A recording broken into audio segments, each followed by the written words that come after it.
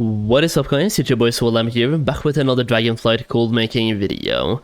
So today I want to talk to you guys about skinning in Dragonflight, and I want to make a skinning, well, an updated version to a skinning gold guide, or how to make a gold with skinning, and just talk about skinning, show you some different builds you can use when it comes to skinning. So I wanted to do this video now, because when the expansion comes out, like a lot of gold farms are good for a while until everyone starts doing them, and it drastically reduces the value of that farm. Now things have started to stabilize, and we know roughly what's good and what's not good and what's going to be good in the future when it comes to gold making and gold farming, and actually skinning is looking to be a very good profession as long as you set it up correctly. So that is the point of this video. I want to show you some different setups with skinning, and I've made some different skinning gold farming videos recently that you can take advantage of when you have these setups as well. So let's talk a little bit Let's talk a little bit about skinning and which setups that I would personally go for. So first of all, let's just take a look at each individual thing right here. So tanning, harvesting and bait crafting, and talk about the main differences. So tanning will increase your quality of what you're skinning for, so you have a higher chance of getting tier 3 instead of tier 2 and tier 1. That is because you get additional skill from the tanning point in general. So here you get +1 skill per point spent, and you get some additional bonuses by doing this as well, and you also get the ability to refine tier 1 into tier 2, and upon getting 40 skills you can now refine tier 2 into tier 3 as well. Usually refining is not profitable, but every now and then it can be profitable, so it's worth keeping an eye on. But the main point here is that you're getting plus skill while skinning, improving your chance to get tier 2 and tier 3 stuff. And if I just go to the auction now super quick right now, we can see a price difference between tier 2 and tier 3 for both the main material and also the alt materials too. So we have, for example, resilient leather. We can look at this one, you can see the price point difference. Well, the resilient leather, here we go. So the difference between tier 2 and this one is a bait, by the way, that is someone trying to bait the auction house. But once the loading screen is over right here, we can see that the actual price is 2.6 gold for tier 2, while tier 3 is sitting at more than double that price, almost 3 times that price. So getting to the point of guaranteeing tier 3 is definitely worth it to get some steady gold while farming. And even if we just search up for Dennis Hide, for example, we have some differences here as well between tier 2 and tier 3. It's not that big because you're not getting like 3 times as much value, but you get like 230 gold extra value by getting tier 3 instead of tier 2. So the more skill you have, the more steady gold per hour you will make from, well, gold per hour based gold farms. And if you're looking for a leather based gold farm, go for it. You always want to max out tanning first, and after maxing out tanning you have to go either into leather mastery or scale mastery. And based on the prices right now, leather mastery is worth vastly more than the scale mastery. Like, once again, going to the auction now super quick, you can just do this yourself when time is right, but you can see resilient leather, for example, this one is selling for 6 gold for a tier 3, while something like adamant scale is selling for, well, 4 gold, and this one is 1 gold. So it's almost twice as much gold from leathers. But also you see Dennis Hide, for example, this one is selling for 500 gold for tier 1 and tier 2 and 700 gold for tier 3, while the lustrous scale hide is selling for way less. Actually put that wrong. Lustrous scaled hide, you can see this one is selling for way less. So if you just want to make him gold, then go for tanning, then go down to leather mastery and just ignore scale mastery. You also have harvesting. Harvesting is actually pretty good, but not for the reasons you might think. So at the beginning of the expansion, trophy collector was actually pretty good, because the different, like for example, rockfine leather was selling for 500 gold each for a while. Now it's 5 gold each. Obviously the value of these have gone down a lot because of hyper spawns and so on, so trophy collection is not something I would personally look into. But meat carving is actually pretty good. You get extra meat while you're doing stuff, and you get more and more meat as well while skinning, and yeah, you just get more stuff basically while you're doing skinning. So you have a small increased chance to gather meat while skinning, and doing that all the way around you get additional stuff while you're skinning as well. From lure crafting you can find the bite-sized morsels while skinning, and you can also just get more stuff while skinning. Personally, I would not go for harvesting just yet. I think tanning has huge potential, but I also think bait crafting has huge potential. So you can see right now, I am going for bait crafting, and bait crafting, I think like all of the other ones are great, but bait crafting is what I would really base myself on when it comes to making gold right here. So for bait crafting, you put 10 points into bait crafter, then you go down to elemental infusion. This one will teach you to infuse your baits with different types of elementals. So you can infuse them with frost, you can infuse them with earth, you can infuse them with decay, and on the last one you will now learn to infuse them with titan. Now throughout this one you will also like learn to reduce the amount of cooldown time by a lot. So like right now, just by having 1 point here and having this setup that I currently have, we get 10-minute reduction per time with skin. And you can see right now I have an elusive creature bait in my bag that has a 12-hour cooldown.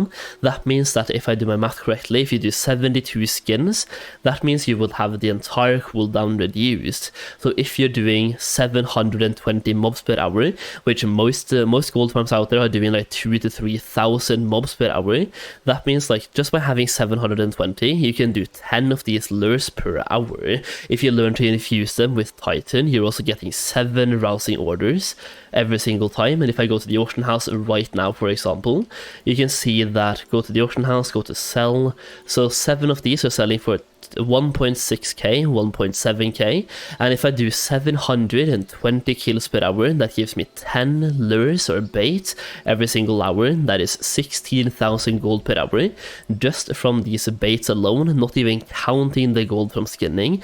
That is just from baits, and that is based on getting 720 kills per hour. If you get like 2k kills per hour, which is roughly like, that's like around what you're looking for with the skinning gold farms. If you're getting 2.1k kills per hour, that is almost 50,000 gold per hour only from these baits, as long as you have the setup required to get to this point right here.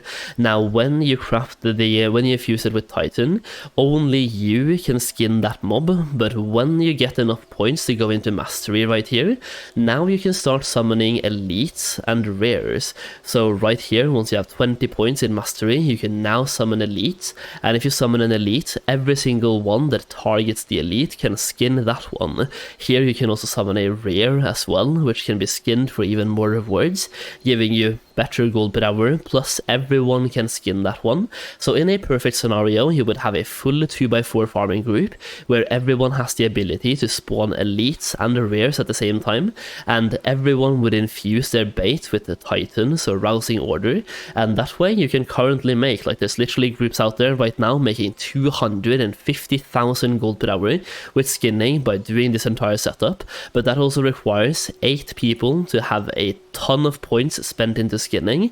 And how do you get these points, you may ask? Well, you get 10 points per week from weeklies, right? First of all, you have a weekly quest when you have 50 skill in skinning, which literally requires you to do a delivery to your skinning trainer.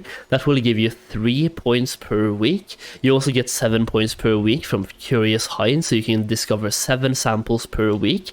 That is 10 points per week. Past that, you can also loot something called a saturated bone, and these ones, well, I think you can loot them infinite, but I actually looted 12 of them today, and then I farmed for 2 hours. I didn't get a single one afterwards, so either I think there's like a hidden cap somewhere, but I looted 12 of them and I couldn't get any more, like at all. I kept doing it for 2 hours and no more saturated bones, but let's just pretend there's an invisible cap of 12 per week. That is 22 knowledge points per week. If you need about 100 points, which is what you need here, that means you can do this for 4 to 5 weeks, and you will have all the knowledge points you need, like in 4 to 5 weeks, to start making that 200k gold per hour. So now let's talk a little bit more about how to make even more gold. First of all, you want to have rare tools. These ones you can craft from the crafting station. You want to put in a crafting order, and you want to get these with a high skill as possible, or like a high item level as possible. And when you make the knife, get the one with perception. So craft it with a draconic missive of inspiration when you you craft it, and not the inspiration, perception. So perception for the skinning knife, massively important right there. So if I just fly to the crafting station right now, I can show you how that works. So the crafting station right here in Valdrakken, you just want to fly yourself over here, you want to talk to this guy, and now you just want to search for profession equipment, go to skinning for example, right here, and set some crafting orders. When you make, for example, this one, you will see you just have to provide the materials right here, and when you're doing the knife, get the customized gathering stat right here, and get the draconic missive of perception to guarantee perception on the skinning knife. After that, you can also enchant it with perception, and perception increases your chance to spot the rare reagents while gathering, which basically when you're doing leather farming, you can get the dense hides which are selling for 500 gold. So the more perception you have, the more gold per hour you are making baseline while farming. Plus you just want to get more saturated bones as well, which is a rare material, so perception really helps you out there. Now to give yourself even more stuff while farming, you also want to have the Dark Moon Fire Water.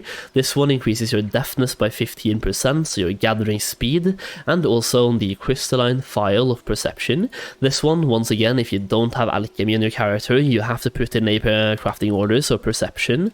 I put that completely wrong, but perception. Crystalline file, right here, you put in 10 artisan's metal, 2 awakened frost, 10 draconic vials, and 10 bubble poppies. That will give you 10 crystalline files. You can either do a public order and just hope they have enough skill to give you tier 2 or tier 3, or if you know anyone with alchemy, put in a personal order and then put down a minimum quality if you want to guarantee tier 2 or tier 3. Now personally, I just do public orders usually, because getting tier 2 is pretty simple, and then they can use inspiration procs to get tier 3, and as these are soul bound, you have to use the crafting order system to get them, unless you have alchemy yourself.